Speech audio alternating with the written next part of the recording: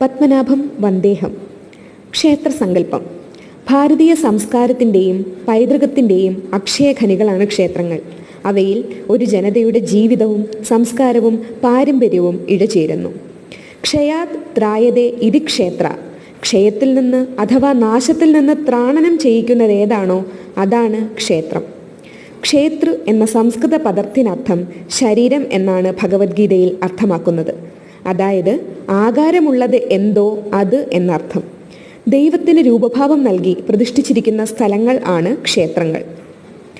ക്ഷേത്രത്തിൻ്റെ വിവിധ ഭൗതിക ഭാഗങ്ങളാണ് തറയോട് ചേർന്നുള്ള പാദശില അഥവാ കാലുകൾ, അതിനു മുകളിൽ ഉരുട്ടിയ പാഥോർത്തശില അഥവാ അരക്കെട്ട്, ഗർഭഗൃഹം അഥവാ ഉദരം, മേഖല കടിതടം, 4 തൂണുകൾ 4 കൈകൾ, ശ്രീകോവിലിന് മുൻപിലെ മണി ജിഹ്വ, ശ്രീകോവിൽ മുഖം, ശ്രീകോവിലിലെ ദീപം പ്രാണൻ, ഓവ് അപാനസ്ഥാനം, മേൽപ്പുര ശിരസ്, താഴികക്കുടം കുടുമ, കൊടിമരം കശേരുക്കളോട് കൂടിയ നട്ടെല്ല്, അവയ്ക്ക് ചുറ്റുമുള്ള കൊടിമരക്കയർ സുഷുമ്നാ നാഡി, കൊടിക്കൂറ കുണ്ടലിനി ശക്തി മുതലായവ.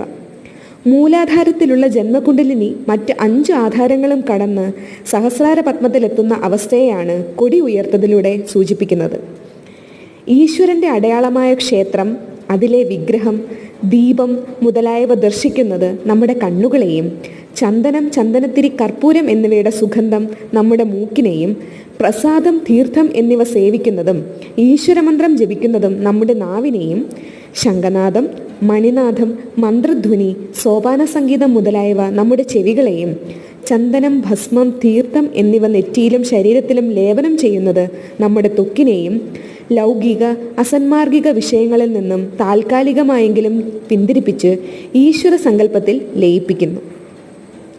കാലം ചെല്ലുമ്പോൾ ക്ഷേത്രദർശനം കൂടാതെ തന്നെ മനസ്സ് ഈശ്വരനിൽ എല്ലായ്പ്പോഴും വർത്തിക്കുന്ന സ്ഥിതിവിശേഷം ഉണ്ടാകുകയും ക്ഷേത്രത്തിൽ മാത്രമല്ലാതെ സർവ്വചരാചരങ്ങളിലും അവസാനം സ്വയം തന്നിലും സർവ്വവ്യാപിയും പരമാത്മാവുമായ ഈശ്വരൻ്റെ വിശ്വരൂപം ദർശിച്ച് മനുഷ്യർ മുക്തനാവുകയും ചെയ്യുന്നു. ഇതാണ് ക്ഷേത്രസങ്കല്പത്തിൻ്റെ പ്രാധാന്യം. നന്ദി.